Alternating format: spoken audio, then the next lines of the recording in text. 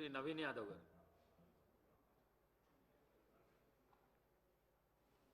Speaker గారికి, deputy speaker గారికి, గౌరవ ముఖ్యమంత్రి గారికి, మంత్రులకు, గౌరవ మంత్రులకు, సభ్యులకు, అధికారులందరూ కూడా నమస్కారం.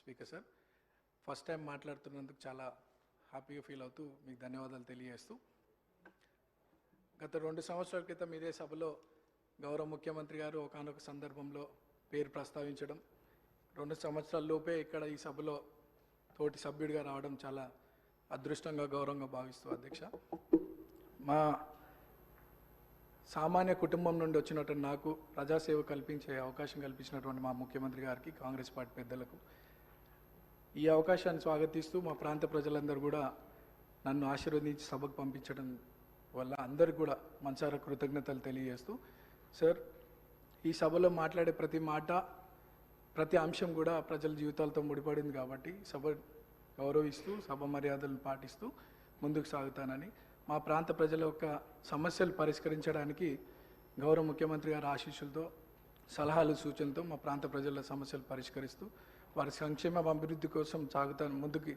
అదే నా లక్ష్యంగా పెట్టుకొని ముందుకు సాగుతానని. అట్లానే మా ప్రాంతంలో కృష్ణానగర్ అనే ఒక ఏరియా ఉంది సార్, దాదాపు 30-40 సంవత్సరాల నుండి అక్కడ వర్షాకాలంలో చాలా వర్షం వల్ల చాలా ఇబ్బందులకు గురవుతున్నారు ప్రజలు. మా మంత్రులు అధికారుల దృష్టికి తీసుకెళ్ళినారు, అది పని కొద్దిగా ఆలస్యం అవుతుంది, తొందరగా పూర్తి చేయాలని ఒకటి సభ ద్వారా కోరుకుంటున్నాను. అట్లానే హైటెన్షన్ లైన్స్ మా ప్రాంతంలో ఉండడం వల్ల 10ల సంఖ్యలో ప్రజలు చనిపోయినటువంటి విషయం పూర్వంలో, అది కూడా అధికారుల దృష్టికి తీసుకెళ్ళినారు.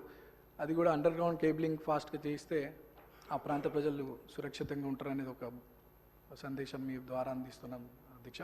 అండ్ చాలామంది పిల్లలు కూడా అక్కడ చదువుకొని 10th తర్వాత ఫైనాన్షియల్ ప్రాబ్లం వల్ల చదువుకోలేని పరిస్థితి. సో అక్కడ ఒక ఇంటర్మీడియట్ అండ్ డిగ్రీ కాలేజ్ కూడా వస్తే బాగుంటుందని ఒక అభిప్రాయం తెలియజేస్తూ, నాకు ఈ అవకాశం ఇచ్చినటువంటి మీకు థ్యాంక్స్.